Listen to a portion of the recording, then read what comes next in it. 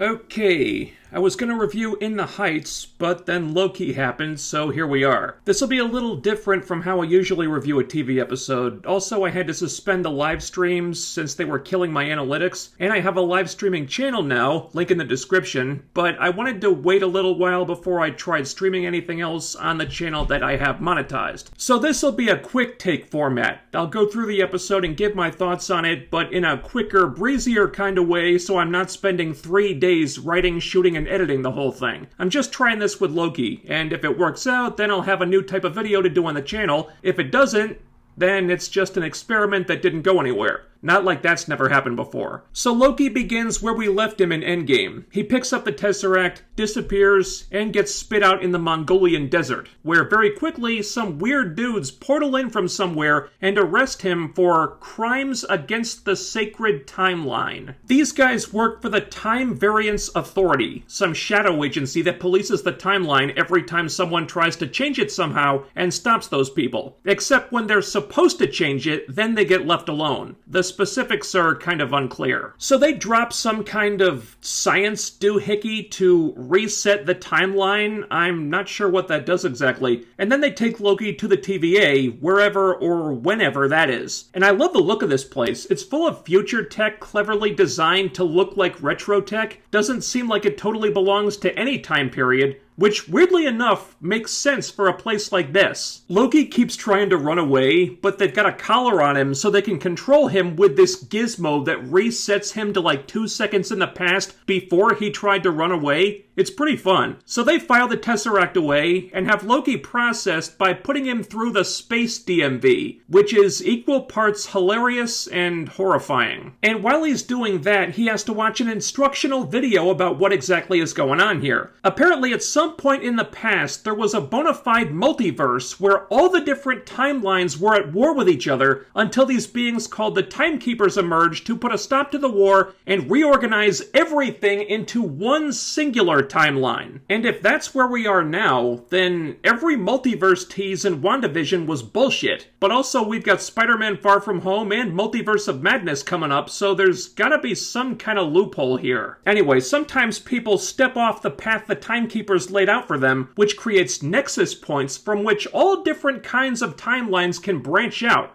I think. And when that happens, the TVA steps in to capture these variants and restore the timeline to its predetermined path. Already I have questions, and I may need to get used to that. So Loki's here because his actions have left him without a place on the timeline, but it's not clear why the TVA can't just put him back where he was. With their resources, they could do that easily, and by not putting him back, they're deviating from the predetermined path, which they just told us is their job to stop from happening. It's all very confusing. See, things like this are why I normally don't like time travel stories. You're playing with fire when you do this stuff.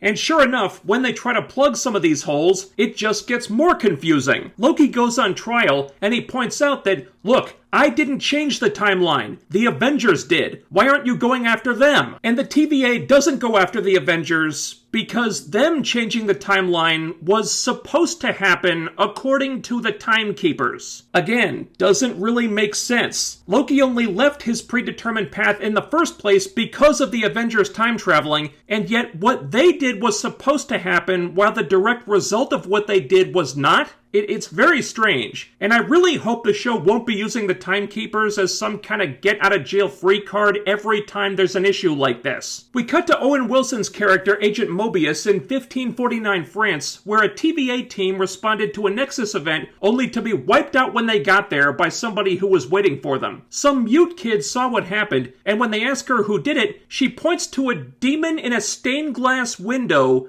that might be a reference to Mephisto, but could also just be a tease. And this is just me, but I hope it's just a tease. Call me paranoid, but I'd really prefer that Mephisto and Spider-Man not exist in the MCU at the same time. That's one timeline I'd prefer to not explore. Then some guy shows up and gives Mobius a file on Loki, so he goes to the trial where Loki's been found guilty and been sentenced to be reset, whatever that means. But Mobius puts a stop to it because he thinks Loki might be useful for something. So they have a conversation, and I'm not sure if this was the point or not, but they basically spell out that nobody gets to choose their own path. every path is predetermined by the timekeepers. So free will is essentially a lie because every action we take has been planned out for us by a bunch of all-knowing space lizards.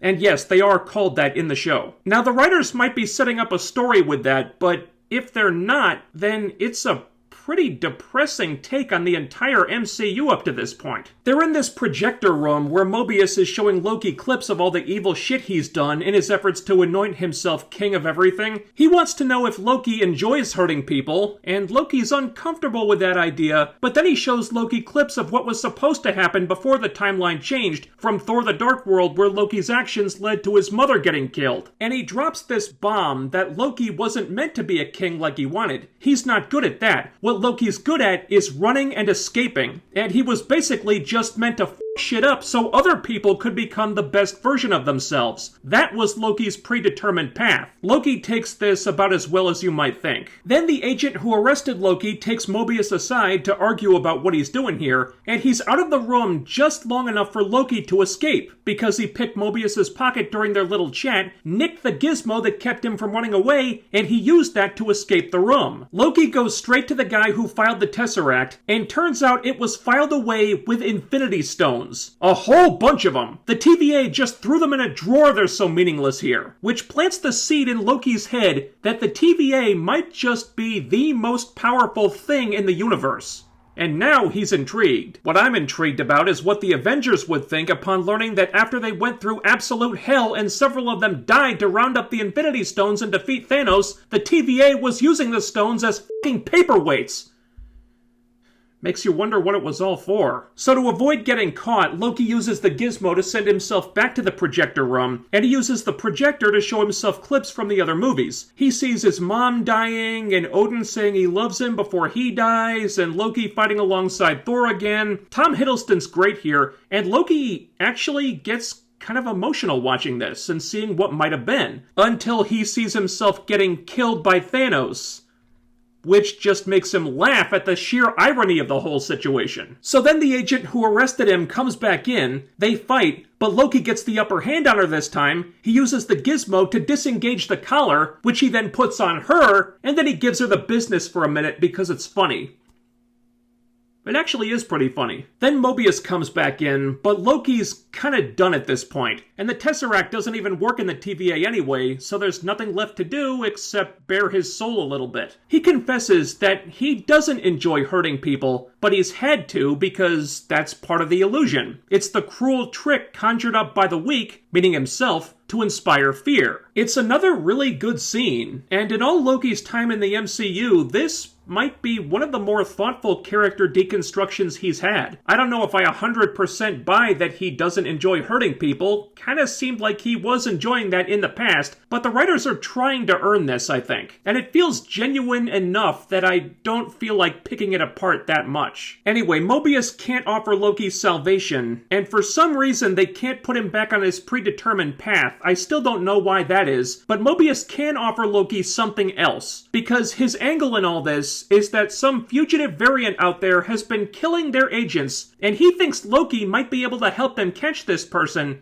because that variant is Loki. And then we cut to Oklahoma in 1858, where some TVA agents portal in only for a shadowy figure to kill them and take the doohickey that was going to reset the Nexus point. But we don't see who this person is, so I'm assuming it's not Loki and there's some kind of twist coming. That's Loki episode 1, and there are a lot of things to like about this. It's very cinematic. I love the set design. Tom Hiddleston and Owen Wilson play off each other great. They're going to be a fun pair, I think. And this might have been the most interesting Loki's been as a character in quite a while. He hasn't gotten a lot of deep introspective moments like the ones he got here, so those were really fascinating. And they kind of addressed my big concern about the show going in, that it can only be a thing by retconning all of Loki's character development post-Avengers. That didn't sit right with me, but the way they tried to account for it was pretty clever. Now Loki at least knows what would have happened, and it's going to inform what he does next, so all that development still means something. Okay, and the emotion works too. When Loki was watching those clips of him and his family and welling up a little bit,